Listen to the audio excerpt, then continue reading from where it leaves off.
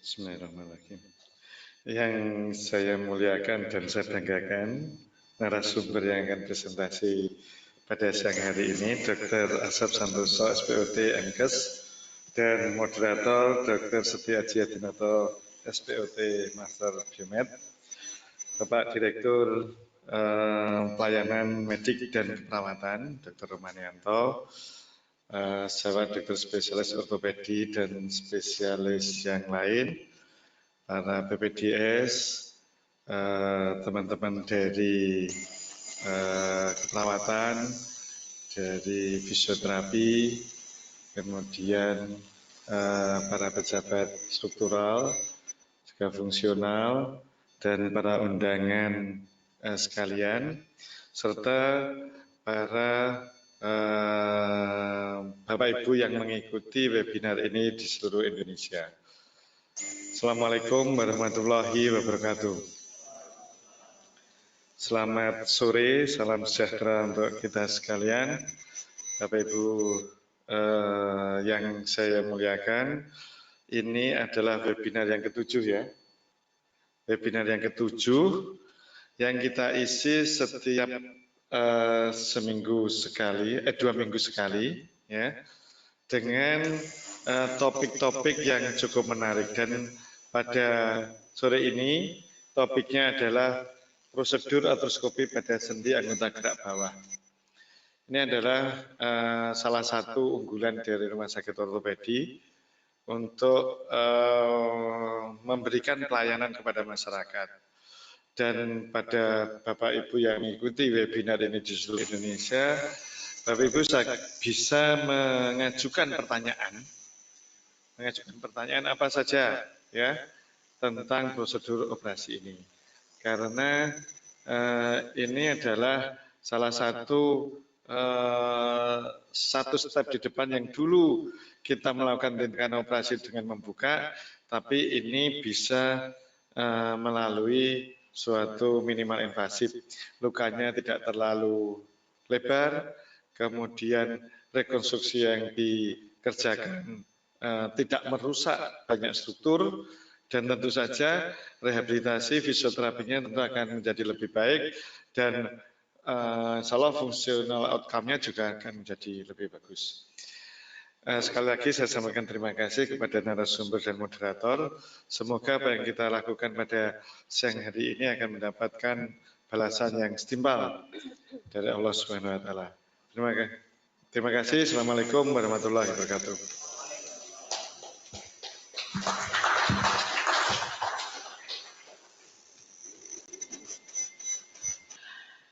Dilanjutkan dengan acara inti webinar pada siang hari ini dengan pemaparan materi artroskopi pada sendi anggota gerak bawah yang akan disampaikan oleh pemateri Dr. Asep Santoso, SPOT, MKes, dan moderator Bapak Dr. Setia Adinoto, SPOT, Biomed. Monggo kepada moderator, waktu sepenuhnya saya serahkan.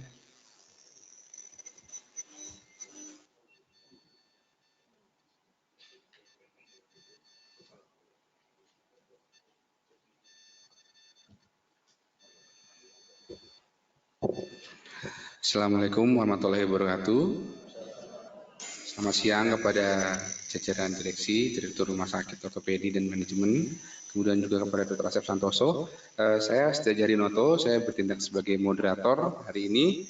Hari ini adalah hari yang istimewa karena kita akan membahas mengenai salah satu operasi terkini yang dimiliki oleh Rumah Sakit Ortopedi, dan merupakan salah satu operasi yang kita bilang namanya metode minimal invasif atau keyhole operation atau dengan metode artroskopi. Di sini yang akan kita bahas adalah segala macam artroskopi atau prosedur operasi minimal invasif untuk ekstremitas bawah, mulai dari panggul, lutut, dan engkel.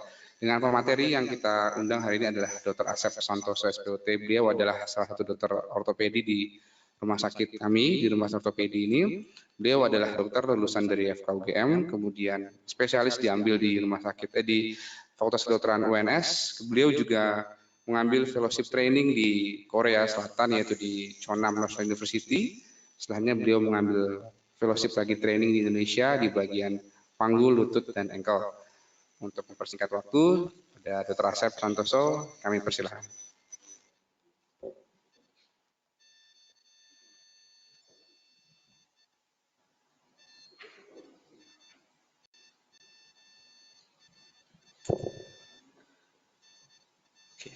Terima kasih Dr. Haji. Yang saya hormati Bapak Direktur Utama, Bapak Dr. Pemuji Spesialis Ortopedi Konsultan, Bapak Direktur Pelayanan Dr. Romanianto, Spesialis Ortopedi Konsultan. Mohon izin. Assalamualaikum warahmatullahi wabarakatuh kepada rekan-rekan semua yang ada di sini, baik dari teman-teman dari adik-adik mahasiswa, teman-teman sejawat PPDS. Pada siang hari ini saya akan mempresentasikan mengenai prosedur artroskopi pada sendi anggota gerak bawah, di mana nanti akan menjelaskan prosedur artroskopi pada hip joint, knee joint, termasuk juga pada ankle joint. Oleh karena ini adalah webinar saya yang pertama, pada webinar yang kali ini saya akan lebih banyak overview terlebih dahulu mengenai pelayanan artroskopi pada sendi anggota gerak bawah yang dilakukan di Rumah Sakit Ortopedi Profesor Dr. R. Suharto, Surakarta. Saya berdiri di sini on behalf mewakili juga guru-guru saya yang saya cintai di Divisi Adult Reconstruction and Sport Injury. Beliau ada Dr. Ismail Marianto, ada Dr. Tangkas, ada Dr. Iwan. Kita berada di tim Adult Reconstruction and Sport Injury khusus menangani untuk kasus-kasus lower extremity. Kemudian untuk pelayanan artroskopi sendiri di Rumah Sakit Ortopedi Profesor Dr. R. Suharto sebetulnya juga meliputi artroskopi tidak hanya pada lower extremity tapi juga pada upper extremity. Upper extremity nanti akan ada shoulder joint, elbow joint, wrist joint yang nanti akan dikerjakan oleh divisi upper limb and micro reconstruction tadi oleh Dr. Seti Aji. Sedangkan untuk artroskopi pada sendi anggota gerak bawah akan dikerjakan oleh divisi adult reconstruction, ya, meliputi hip joint, knee joint, dan ankle joint. Ini adalah tim pelayanan adult reconstruction and sport injury. Bisa dilihat di situ timnya, yang di belakang itu yang ganteng-ganteng dan cantik-cantik itu. Ada tim fisioterapis, ada tim perawat, ya, kita membentuk satu tim adult reconstruction yang mana saya akan selalu mengencourage teman-teman untuk mengupdate keilmuan dalam hal fisioterapi untuk kasus semua adult reconstruction maupun arthroplasty, termasuk juga sport injury. Oke, kita mulai. Apa itu artroskopi? Artroskopi adalah suatu prosedur pembedahan minimal invasif di mana menggunakan irisan yang kecil terhadap sendi yang mengalami kelainan. Kelainan tersebut baik mengalami kelainan oleh karena trauma atau karena suatu penyakit tertentu. Artroskopi ini bisa berfungsi sebagai suatu alat diagnosis ataupun suatu alat terapi. Sering juga disebut sebagai suatu keyhole surgery. Ya, ini alatnya tampak di sini. Alatnya ini adalah kameranya, ya, kamera yang dipakai pada artroskopi, dan prosedurnya ya kira-kira seperti ini. Dengan lubang kecil, insisi kurang lebih 1 cm melalui beberapa irisan memang di sekitar, misalnya ini pada gambar ini adalah contohnya pada sendi lutut. Gitu. Sejarahnya sendiri, artroskopi sebetulnya sudah ditemukan sejak atau pertama kali dikerjakan sejak tahun 1918 di Jepang, di mana diadaptasi dari tindakan sistoskopi pada kantung kemih. Nah, di sana Profesor Takagi melakukan pertama kali artroskopi pada sendi lutut dengan menggunakan alat sistoskop. Nah, jadi dilihat di situ gambarnya, Profesor Takagi melakukan artroskopi dengan menggunakan mata langsung seperti itu, ya. Dan akhirnya dengan seiring perkembangan waktu, artroskopi prosedur menjadi diciptakan alat yang lebih modern. Keuntungan dengan prosedur artroskopi ada beberapa hal, antara lain irisannya kecil, kemudian waktu operasi yang lebih cepat, perdarahannya minimal, nyeri yang lebih minimal, penyembuhan lebih cepat, kemudian rehabilitasi lebih cepat, dan juga resiko komplikasi yang lebih rendah. Untuk prosedur artroskopi di Rumah Sakit Ortopedi Profesor Dr. R. Suharto, khususnya untuk anggota gerak bawah, saya mencoba mengevaluasi sejak periode yang catatan yang ada ini, Januari 2018 sampai terakhir kemarin September 2019, ada kurang lebih 92 kasus. Ternyata memang hampir 90% kasus artroskopi kita kerjakan adalah pada sendi lutut. Ya, sisanya dengan presentasi yang lebih kecil adalah dikerjakan pada ankle joint dan juga pada hip joint. Kita mulai overview pelayanan artroskopi pada sendi lutut. Kita lihat di sini, ini ada beberapa indikasi dilakukan tindakan prosedur artroskopi pada sendi lutut. ACL reconstruction paling banyak ya, hampir 50% kasus artroskopi sendi lutut dikerjakan oleh untuk kasus ACL injury. Kemudian 20% kasus ada PCL injury, meniskus seringkali menyertai juga kasus ACL dan PCL. Selain itu indikasi lain meliputi cartilage injury, cartilage defect, kemudian arthroscopic debridement atau removalus body. Kemudian juga kita juga bisa mengerjakan fracture fixation. Jadi fiksasi fraktur intraartikuler dengan assisted arthroscopy. Selain itu juga arthroscopic release untuk kondisi kekakuan sendi lutut. Nanti ada beberapa contoh kasusnya. Ini bagaimana gambaran kita melakukan prosedur artroskopi ya. Tentunya membutuhkan prosedur pembiusan baik itu dengan prosedur pembiusan spinal maupun general. Kemudian posisinya dikerjakan bisa dengan posisi lututnya digantung seperti ini, hanging, atau juga bisa dilakukan dengan on table ya. Kemudian menggunakan tourniquet, insisinya kurang lebih 1 cm, 2 sampai 3 irisan. Nah, ini contohnya irisannya seperti ini, kecil-kecil, 3, ada irisan yang lebih besar ini untuk pengambilan graf. Sedangkan untuk prosedur PCL biasanya ini saya menambahkan 1 irisan lagi di sisi posteromedial. Irisannya kecil, namun kita membutuhkan beberapa. Ini contohnya untuk kasus ACL rupture, ACL atau anterior cruciate ligament. Ini ligamennya, ini ACL di sini, ada ACL, ada PCL. Kemudian kalau ini rupture, maka kita lakukan ilustrasinya, kita lakukan rekonstruksi seperti ini. Ini bagaimana gambaran klinisnya ACL. Nah, ini seperti ini. Kalau menemukan lututnya goyang seperti ini berarti suatu rupture ACL. Atau juga kita bisa melakukan pivot shift test. Nah, jegluk seperti itu juga salah satu tanda terjadi suatu ACL rupture. Contoh kasusnya untuk ACL reconstruction, ini ada laki-laki usia 24 tahun dengan injury pada ACL dan juga pada MCL, juga pada meniskus. Ini gambarannya. Kemudian pada gambaran artroskopi kita temukan ini adanya yang disebut sebagai empty wall. Nah, ini ACL-nya ini, anterior cruciate ligament yang harusnya melekat di tulang yang sebelah sini, dia sudah tidak melekat di sana. Dia melekat ke cross healing, ke arah PCL. Nah, ini adalah graf yang kita siapkan untuk mengganti rekonstruksi ACL. Ini adalah ilustrasi videonya. Jadi kalau dulu rekonstruksi ACL dilakukan dengan irisan yang besar dengan membuka seluruh sendi lutut, kita sekarang bisa mengerjakannya dengan prosedur artroskopi seperti ini.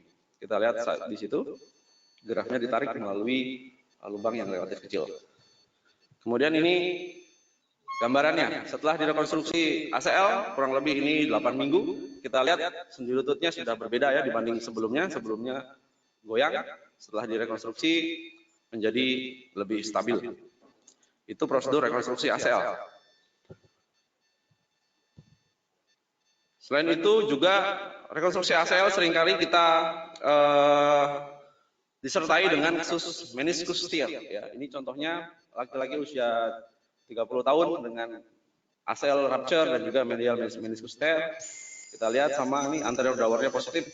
Kemudian pada artroskopi kita temukan meniskus. Nah, ini dia meniskusnya yang robek ya, melipat, sudah terlipat. Ini bakat handle tear. Pada langkah pertama kita lakukan terlebih dahulu repair dari meniskusnya. Kita lihat ini dijahit dengan alat ini ya, Pasfik all inside. Dalam proses setelah di repair. Kemudian ini hasil setelah terpasang ACL graf yang baru. Ini kondisi klinis setelah kita pasang rekonstruksi ACL sudah berbeda ya. Nah, kalau sudah seperti ini nanti tinggal tugasnya teman-teman dari fisioterapis. Ini pasien ini sedang di dalam proses fisioterapi oleh Bu Han ini kalau tidak salah, sedang dalam proses. Oke, kemudian ini saya tunjukkan video ini tujuannya hanya untuk agar memberikan semangat kepada audiens yang mengalami cedera ACL. Kita lihat ya, ini pasien yang sudah kita lakukan rekonstruksi ACL, sudah menjalani rehabilitasi ya. Kita lihat ada peningkatan performa ya, ini saat dia sudah bisa mulai lari, jogging, kemudian ini juga sudah mulai latihan meningkatkan performa olahraga kembali. Ya, ini sudah dalam tahap return to sport. Nah, ini saya juga mengharapkan nanti teman-teman fisioterapi di rumah sakit ortopedi siap untuk melakukan rehabilitasi return to sport. Oke, bagaimana dengan PCL? Oke, PCL, kalau tadi ACL di depan ini, kalau PCL di belakang. Ini ACL-nya ke arah depan, kelihatan? Nah, PCL-nya yang ke arah belakang. Kalau robek seperti ini. Bagaimana gambaran klinisnya kalau PCL? Kita lihat. Ini ditarik ke depan untuk ngecek ACL-nya, kelihatan agak goyang sedikit ya. Bagaimana PCL? Nah, itu dia. Kalau PCL, dia geraknya ke arah belakang. Dia biasanya gross. Instability ke arah belakang. PCL sayangnya dia seringkali tidak hanya yang cedera tidak hanya PCL-nya saja, tapi juga sering terjadi suatu multiple ligament injury. Makanya seringkali jangan kaget kalau operasi PCL kita tidak hanya irisannya hanya untuk PCL-nya saja, tapi juga kadang kita harus melakukan rekonstruksi untuk posterolateral kompleks. Jadi contohnya ini PCL ya, kelihatan lututnya sangat goyang, kemudian kita juga terjadi rupture pada posterolateral kompleks, kemudian dilakukan rekonstruksi PCL seperti ilustrasi ini dia irisannya, ada 1-2 irisan, kemudian ada ini untuk pengambilan graf, dan kita lihat di sini ada 1 lubang tambahan, khusus PCL irisannya bertambah, karena kita harus memasukkan kamera ke sisi belakang seperti ini. Ini grafnya setelah terpasang, kemudian kita lihat ini sebelumnya sudah dilakukan operasi namun ada kegagalan di rumah sakit sebelumnya. Kita lihat ini ada irisan yang lebih besar untuk rekonstruksi posterolateral kompleks. Stability-nya sudah berubah, sudah stabil. Kemudian untuk varus tesnya juga sudah stabil. Tinggal mengikuti program rehabilitasi. Ini contoh lain kasus atau multiple ligament injury untuk ACL dan PCL rupture ya. ACL dan PCL-nya sudah kita rekonstruksi namun memang kita kerjakan secara bertahap ya. Pertama dilakukan PCL terlebih dahulu, lalu dilakukan ACL reconstruction. Ini PCL-nya, kemudian ini ACL-nya. Ini kelihatan ada button ya, kita fiksasi menggunakan alat seperti ini. Namanya endo button. Ini performa pasien setelah rehabilitasi. Pasien biasanya akan laporan ke saya melalui WA, saya sudah bisa seperti ini, saya sudah bisa seperti ini. Nah, ini contohnya. Dia dalam proses rehabilitasi. Itu contoh kasus yang paling banyak, indikasi paling banyak artroskopi pada sendi lutut adalah cedera ligamen ACL dan juga PCL. Namun ada juga beberapa indikasi lain. Contohnya ini adalah cartilage defect. Ya. Cartilage defect, pasien datang dengan nyeri lutut. Kemudian ini kita lihat pada MRI ada gambaran hyperintens pada cartilage-nya. Setelah kita artroskopi ternyata memang ada cedera di situ. Kemudian kita lakukan debridement dan microfracture ya. Ini juga sama, ada defect, kemudian kita ambil removal loose body dan kita juga lakukan suatu artroskopi microfracture. Indikasi lain untuk artroskopi sendi lutut adalah fiksasi fracture ya. Ini fiksasi fracture, contohnya ini adalah suatu neglected dari avulsi ACL ini kebetulan. Kita buka artroskopi, kemudian kita lihat kita menggunakan guiding kamera ke dalam sendi lutut, lalu kita lakukan fiksasi visual preserving secara percutaneous dengan guiding menggunakan artroskopi. Ini jadi irisan akhirnya hanya seperti ini, kecil-kecil saja, jadi tidak perlu dibuka untuk irisan yang besar. Nah, kita juga pernah melakukan artroskopi rilis pada pasien yang sudah dilakukan total knee arthroplasty. Jadi pasien total knee arthroplasty ternyata gerakan sendi lututnya terbatas ya oleh karena fibrosis, maka kita lakukan rilis ya seperti ini. Kita lihat, kita lakukan debridement, kita lihat di sini banyak soft tissue atau jaringan parut yang terjepit. Kemudian kita bersihkan. Kita lihat di sini range of motion-nya sudah bertambah menjadi full range of motion dari sendi lutut. Itu tadi overview untuk tindakan artroskopi sendi lutut yang sudah dilakukan di Rumah Sakit Ortopedi Profesor Dr. R. Soeharto Surakarta. Selanjutnya kita masuk ke ankle arthroskopi. Ya, ankle arthroskopi. Alhamdulillah, sejak saya kembali dari Korea sudah didukung oleh jajaran direksi, Dr. Manianto sudah langsung menyiapkan alat arthroskopi untuk small joint, dok. Terima kasih. Sehingga kita bisa melakukan ankle arthroskopi. Dr. Aji juga bisa melakukan suatu wrist arthroskopi. Nah, ini bagaimana kita melakukan ankle arthroskopi. Prosedurnya sama ya, pembiusan tindakannya bisa dilakukan dalam posisi supine, telentang ataupun prone ya, prone. Ini contoh yang kita kerjakan dalam posisi prone untuk kasus posterior impingement. Ini kita kerjakan dalam posisi supine. Kita juga memerlukan traction seperti ini, alat traction seperti ini. Ini sedang disediakan. Menggunakan tourniquet dengan irisannya 2-3 poin sisi sama. Kemudian indikasinya apa saja untuk ankle arthroscopy ini? Bisa suatu paling sering memang indikasinya lebih sempit dibanding dengan knee joint ya, tapi ada beberapa indikasi dilakukan ankle arthroscopy. Paling banyak adalah suatu osteochondral lesion dari tulang talus ini ya. Bisa juga anterior posterior ankle impingement, bisa suatu arthrofibrosis, kemudian ada loose bodies, ada tendinopathy, kemudian bisa juga kita lakukan arthroscopic assisted ankle fracture fixation, ankle fracture atau pilon fracture. Kita menggunakan kamera, kita melihat reduksi intraartikuler. Bisa juga kita melakukan suatu arthrodesis assisted by arthroscopy ya, dengan irisan minimal invasif kita bersihkan denudasi dari cartilage melalui arthroscopy.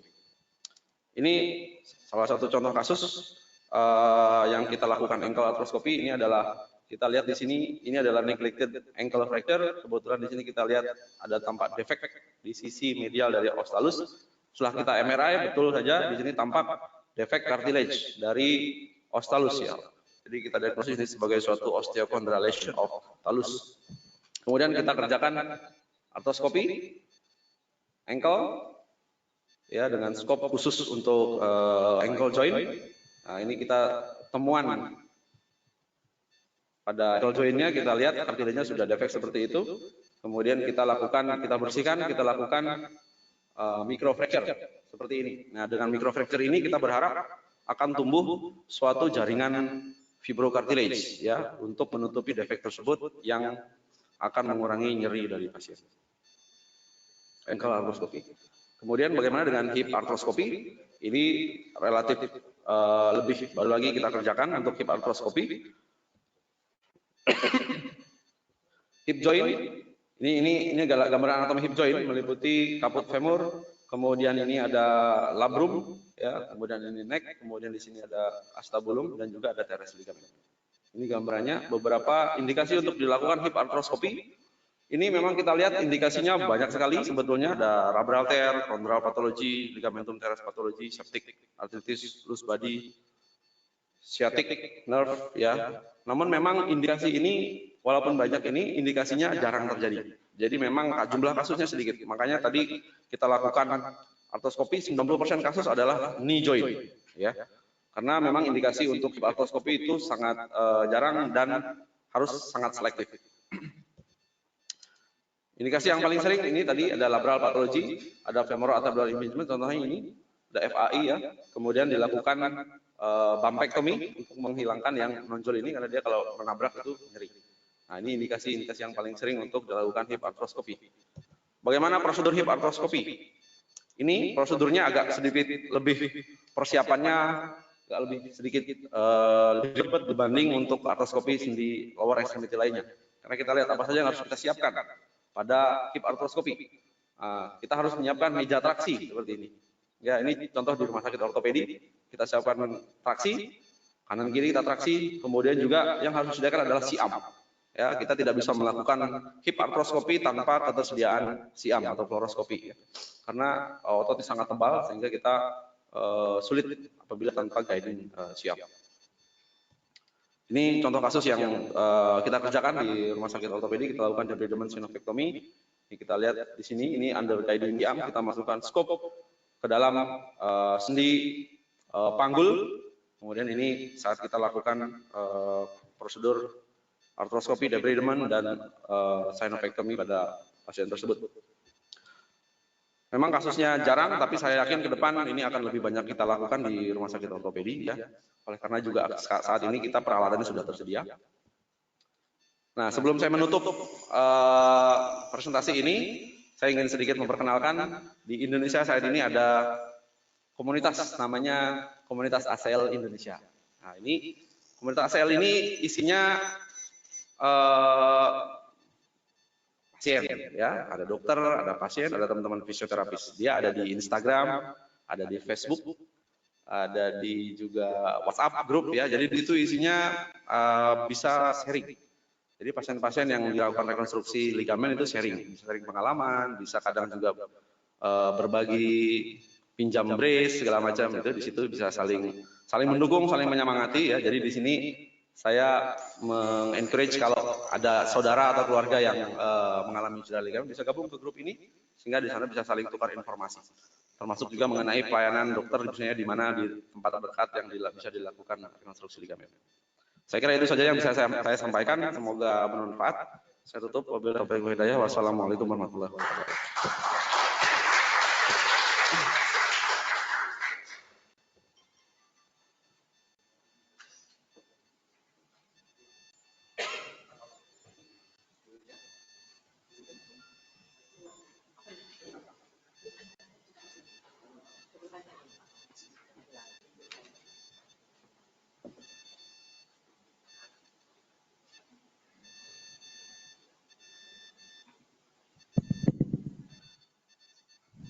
Terima kasih Dr. Asep atas presentasinya yang saya rasa sangat baik, kemudian sangat bermanfaat sekali, dan di situ kita bisa melihat secara gambaran umum ya, kira-kira apa saja sih yang kasus-kasus yang bisa dikerjakan dengan artroskopi dan apa saja sih keunggulannya artroskopi itu. Saya yakin banyak sekali peserta seminar webinar ini, baik yang berada di rumah sakit ini maupun di luar, banyak sekali ingin mengajukan pertanyaan agar lebih jelas lagi.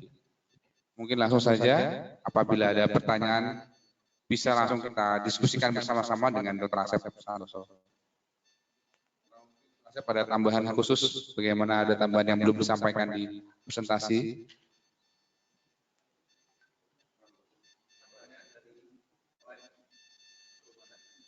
Belum ada pertanyaan? Ya, silakan.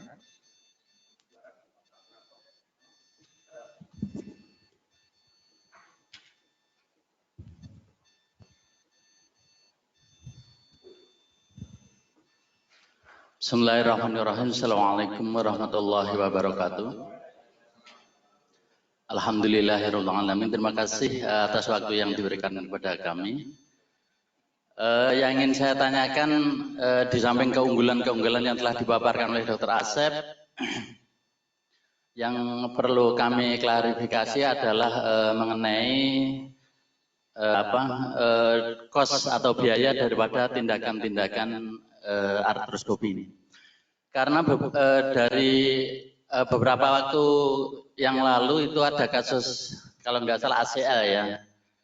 ACL kemudian saya diklarifikasi oleh keluarga pasien, itu kan dimotivasi di rawat jalan itu sudah ada tindakan berapa, kemudian implan berapa, kemudian saya ditanya yang membedakan alat yang dipakai itu apa Thomas? Nah gitu. Mungkin karena saya udah lama nggak di kamar operasi ya, dulu kasus artroskopi ini jarang, termasuk waktu saya di kamar operasi, kasus ini dulu jarang dikerjakan dengan tindakan artroskopi. Yang sering ada tindakan-tindakan open reduction, sehingga dari segi biaya saya lihat juga memang jauh.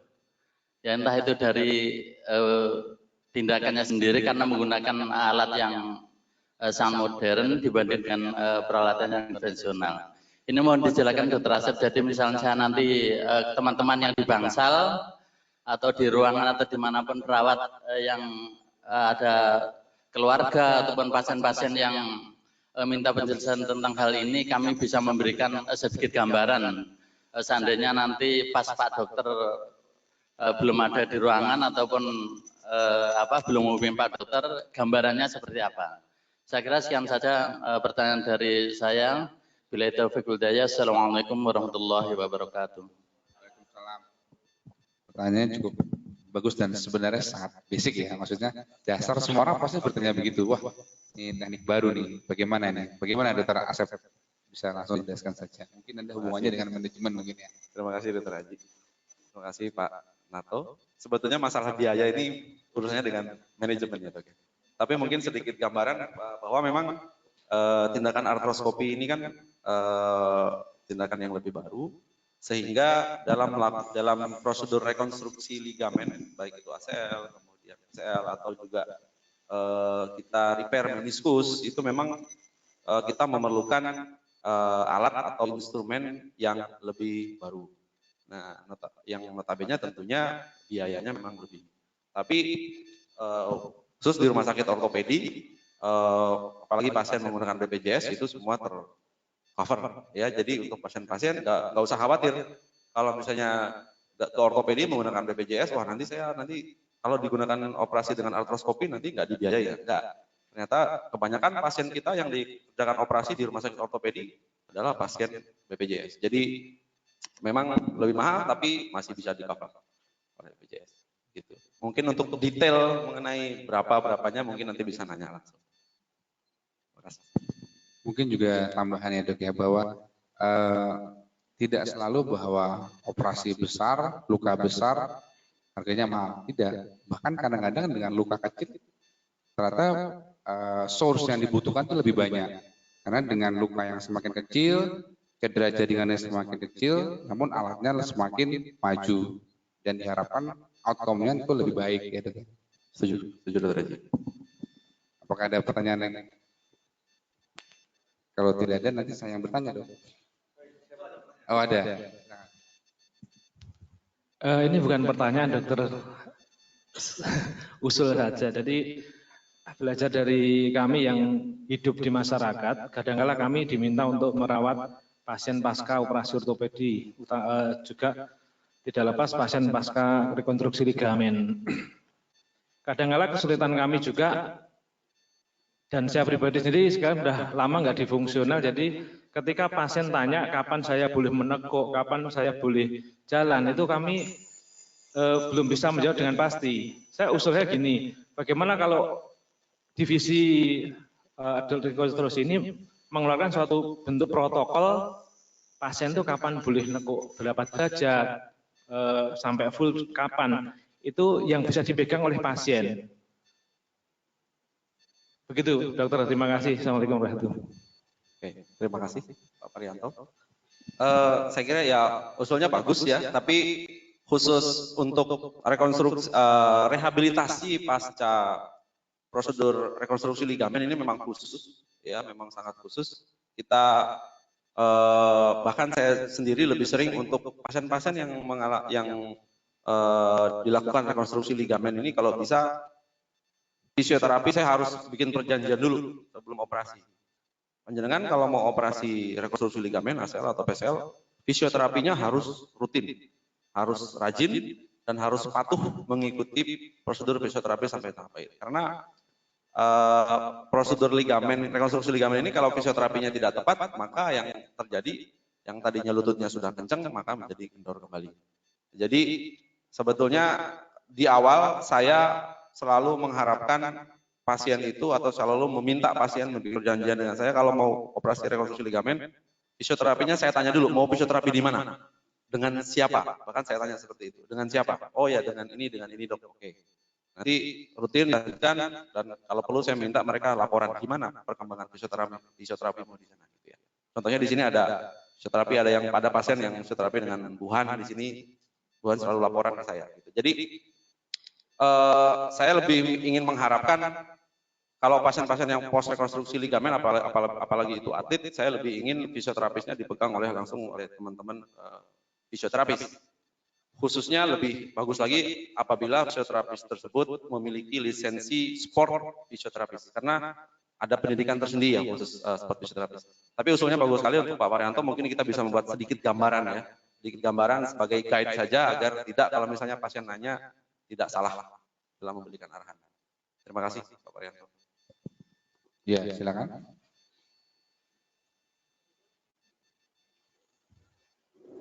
Assalamualaikum warahmatullahi wabarakatuh. Dokter Arsyad yang kami hormati, pada tahun 2006 hasil pemeriksaan dokter saya direncanakan untuk operasi artroskopi di lutut saya. Second opinion saya konsulkan ke dokter rehab bahwa saat itu belum memungkinkan.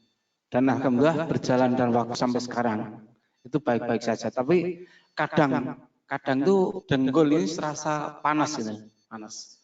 Kayak kena sambal gitu atau cabai.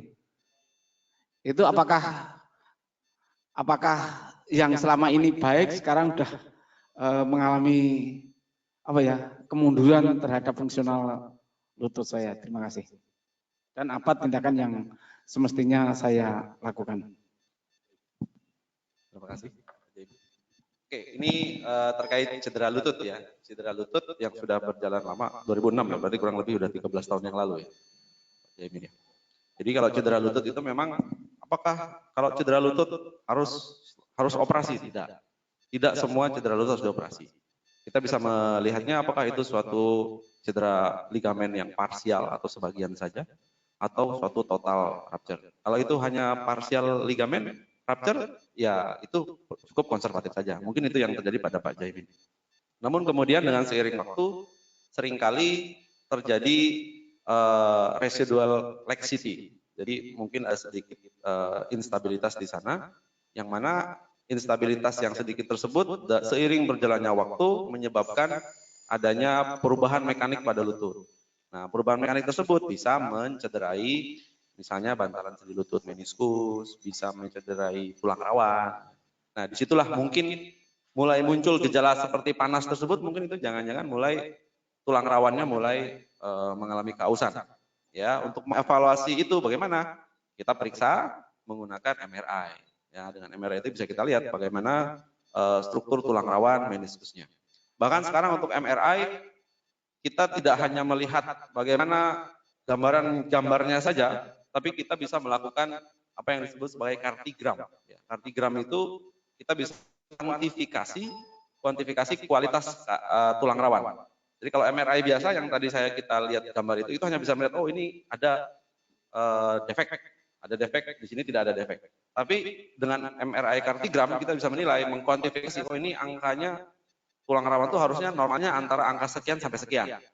Nah, itu kalau dengan bisa MRI kartigram itu kita bisa secara detail mengetahui, oh ini misalnya mungkin lututnya Pak Jaimin, lututnya sudah mulai aus.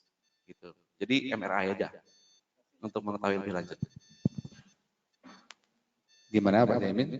Monggo, mulai hidup nih Dok. Tanya jawabnya mulai hidup. Monggo, silakan.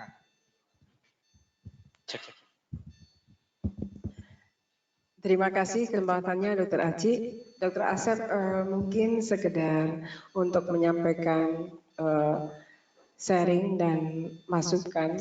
Tadi seperti yang disampaikan Dr. Asep, bahwa manajemen pre-op itu nanti juga akan sangat menentukan hasil daripada pasca operasinya. Beberapa kasus memang kita temui pasien di sini kan manajemen pre-op-nya kurang bagus, sehingga capaian hasil yang seperti Dr. Asep sampaikan tadi untuk spesial program untuk fungsionalnya kurang tercapai. Ini mohon usulan saja, andai kata kita buat suatu program di mana untuk kasus pre-op, kasus ACL atau BCL, di mana konsep untuk pre-op manajemennya di konsep sebelumnya, sehingga kita manage untuk bagaimana mempersiapkan segala permasalahan pada pasien terkait dengan otot dan stabilitasnya. Harapannya capaian fungsionalnya juga seperti yang operator harapkan. Begitu dokter. Terima kasih. Ditanggapi saja Dr. Asep. Baik, terima kasih Bu Han. Usul sangat bagus sekali. Jadi perlu kita ketahui pada pasien dengan cedera lutut itu program fisioterapinya itu ada yang disebut sebagai prehabilitasi, ada yang disebut sebagai rehabilitasi. Jadi sebelum dilakukan tindakan operasi dilakukan prosedur fisioterapi terlebih dahulu untuk menguatkan otot-ototnya, untuk meningkatkan lingkup gerak sendi, karena memang untuk dilakukan operasi misalnya rekonstruksi ligamen ACL atau PCL tidak bisa pasien dalam kondisi lututnya masih bengkak atau pasien untuk lingkup gerak sendinya belum bisa full atau baru 90 derajat, itu kita belum ideal untuk dilakukan rekonstruksi ligamen. Nah, disitulah peran teman-teman fisioterapis dan rehabilitasi medik untuk melakukan prehabilitasi untuk mengembalikan lingkup gerak sendi dan juga untuk meningkatkan kekuatan otot. Saya sangat setuju sekali. Jadi mungkin kita akan lebih memprogram ya. Kalau pasien-pasien yang akan dilakukan rekonstruksi ligamen, kita akan kirim ke bagian rehab untuk persiapan operasi. Terima kasih. Betul sekali, itu sekedar tambahan Dr. Asep bahwa yang kita sebagai dokter ortopedi kan bertujuan mengembalikan fungsi pasien ke semula sebelum mengalami cedera.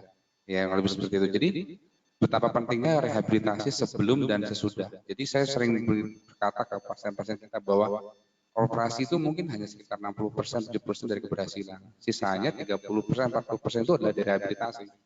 Jadi betapa pentingnya rehabilitasi untuk mengembalikan status pasien kembali ke fungsi semula. Apalagi untuk kasus-kasus ACL ini paling banyak adalah cedera sport ya Dr. Asep ya.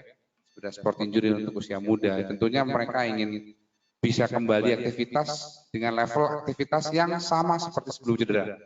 Dan itu hanya bisa dicapai dengan kerjasama yang baik antara operator dan rehabilitasi. Gimana, apakah ada pertanyaan dari... Apakah ada pertanyaan lagi? Kalau ini Dr. Asep, kalau misalnya ada, paling sering atlet ya Dr. Asep ya, atlet misalnya cedera lutut. Biasanya pertanyaan mereka tuh begini, dok, kapankah saya bisa back to activity lagi? Menurut pengalaman Dr. Asep bagaimana? Ya, kalau untuk atlet memang kita spesial treatment ya. Tapi prinsip rehabilitasi itu ada beberapa fase ya. Misalnya untuk ACL sendiri itu ada 5 fase ya. Itu ada 6 bahkan ya, rehabilitasi ya. Kemudian ada fase 1 meningkatkan range of motion, kemudian fase 2 meningkatkan kemampuan balance ya. Kemudian fase 3 mulai strengthening, fase 4 itu mulai bertahap, setelah 3 bulan itu mulai bertahap dia masuk ke sport tapi dia masih low impact. Kemudian setelah 6 bulan mulai dipersiapkan untuk return to sport ya, tentunya ada syarat-syaratnya. Nah, pasien itu harus melalui tahap rehabilitasi bertahap dan cukup panjang latihannya dan ada syarat-syaratnya, misalnya kekuatan otot di sisi yang sakit ini minimum 90% dari sisi sebelah, itu minimum. Itu seperti itu Dr. Haji. Jadi kalau saya tanya pasien, dok apakah saya bisa kembali ke sport? Kalau pasien itu atlet, ya saya jawab bisa. Ya karena kan itu memang tujuannya itu. Profesinya kan dia di situ, ya. Hidupnya di situ. Tapi memang kalau untuk pasien-pasien yang dia hobi olahraganya hanya untuk hobi, hanya untuk rekreasional, mungkin saya lebih berpikir ganti saja olahraganya ya yang low impact, karena memang apabila pasien sudah dilakukan rekonstruksi ligamen kemudian kembali ke olahraga high impact, ada risiko untuk robek kembali, ada risiko, dan itu tentunya kalau sudah re-rupture rekonstruksinya akan lebih sulit, outcome-nya juga akan persentasenya akan lebih rendah dibanding kalau dia primary reconstruction. Makanya kalau non atlet biasanya saya sarankan kalau bisa itu ganti deh olahraganya gitu.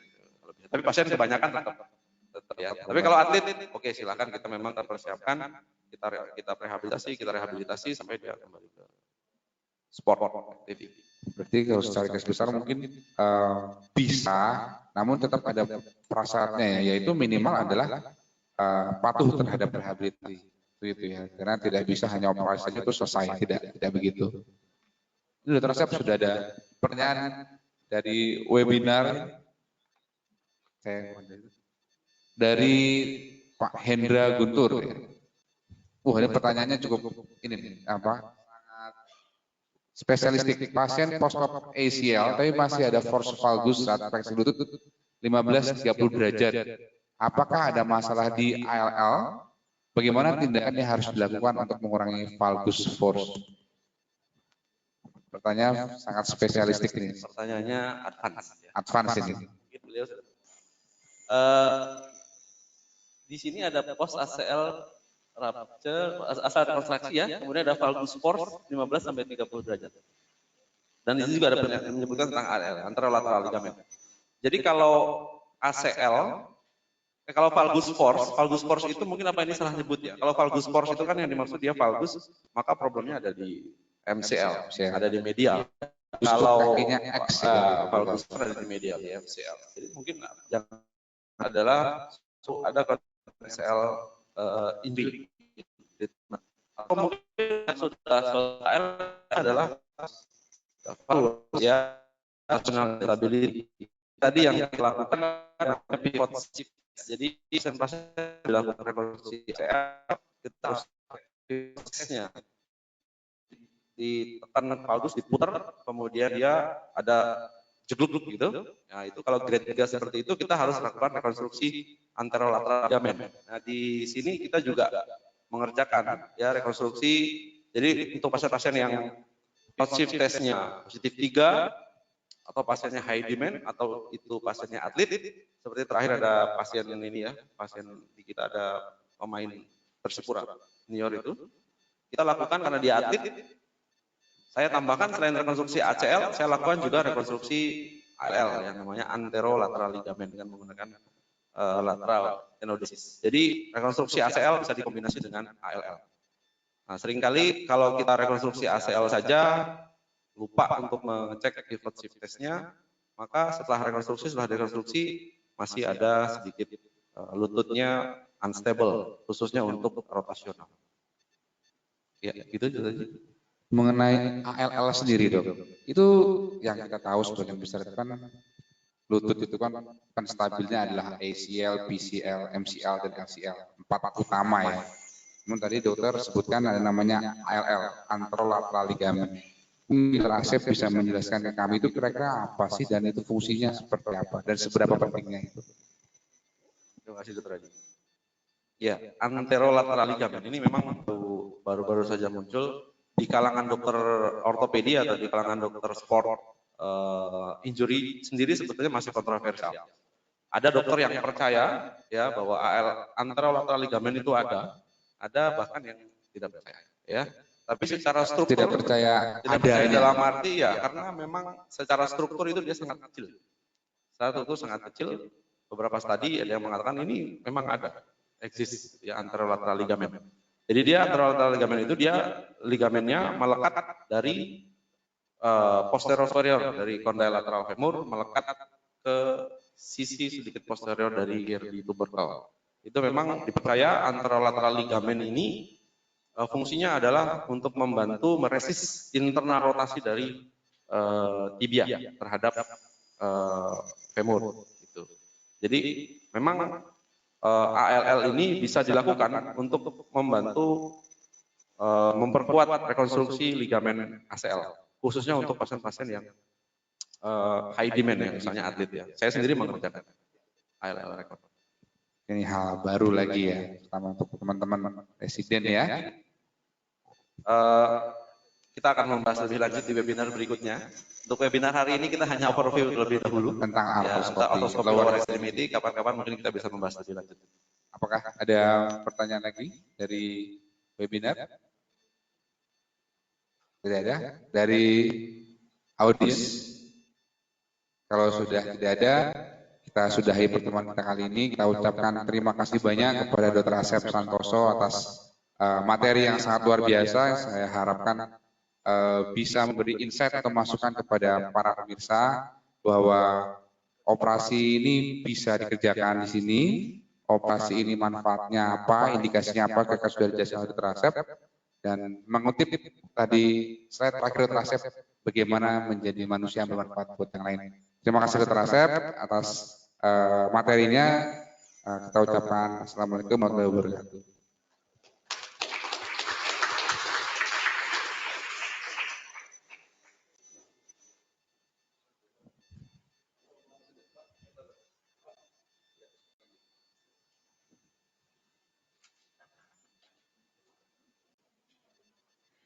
Demikian tadi materi artroskopi pada sendi anggota gerak bawah telah disampaikan oleh Dr. Asep Santosa, SPOT MKes, dan moderator Bapak Dr. Setiaji Hadinoto, SPOT MBiomed.